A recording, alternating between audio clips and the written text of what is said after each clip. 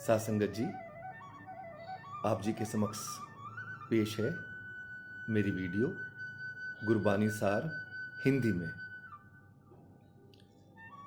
इन वचनों में कहा गया है गुरु ग्रंथ साहिब में, हर मंदिर ए शरीर है, ज्ञान रतन प्रगट होया। हरि का मंदिर कहाँ है? हरि का मंदिर है हमारे हृदय में विराजित उस आत्मा के अंदर, जहां पर ज्ञान के रत्न से हम उस निरंकार को, उस परमात्मा को, उस ईश्वर को हम पा सकते हैं। गुरु ग्रंथ साहब में कहा जाए, आपको ईश्वर को ढूंढने के लिए बाहर जाने की आवश्यकता नहीं है।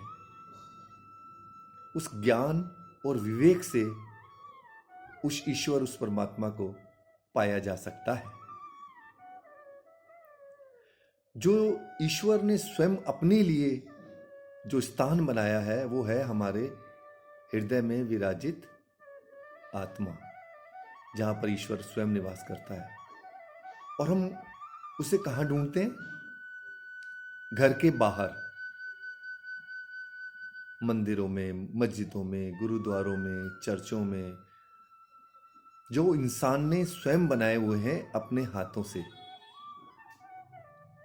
ठीक है, उनकी धार्मिक स्थानों की भी एक अपना वजूद है कि वहां पर बैठकर हम उस परम पिता परमात्मा के ख्याल को इकट्ठा करके जो हमारे शरीर में विराजित है वो निरंकार, उसकी अनुभूति करने के लिए सामूहिक रूप से हम कथा, कीर्तन और भजनों के द्वारा हम उसे अनुभूति करके उसको प्राप्त कर सकते हैं। इसलिए गुरबानी में कहा गया है कि हर मंदिर ए शरीर है, कि हरि का मंदिर ये शरीर है, बाहर जाने की जरूरत नहीं है। और उसको पाने का बहुत अच्छा और आसान तरीका बताया है कि ज्ञान रतन प्रगट होया। जो मालिक ने हमें इल्म दिया है, जो हमें ज्ञान दिया है, जो हमें समझ दी है, उस समझ से विवेक के गुण द्वारा उस परम पिता परमात्मा को हम पा सकते हैं। इसलिए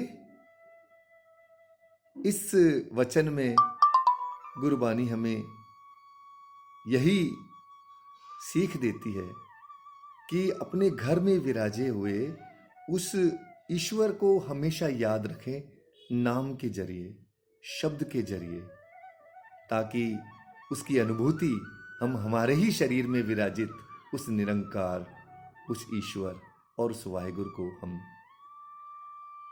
कर सकते हैं, उसकी अनुभूति। तो हर मंदिर ए शरीर है, ज्ञान रतन प्रगट होया। ज्ञान के रत्न से हम उस मालिक की अनुभूति शब्द और नाम के जरिए हम कर सकते हैं। साथ संगत जी, इस वचन में आज इतना ही। और अब आगे इसी तरह गुरु ग्रंथ साहब का सार जो गुरुमुखी में है, उसको सरल हिंदी में प्रस्तुत करने की सेवा ईश्वर ने मुझे दी है और मैं ये प्रयास करूंगा। वाहिगुरु जी का खालसा, वाहिगुरु जी की फतेह।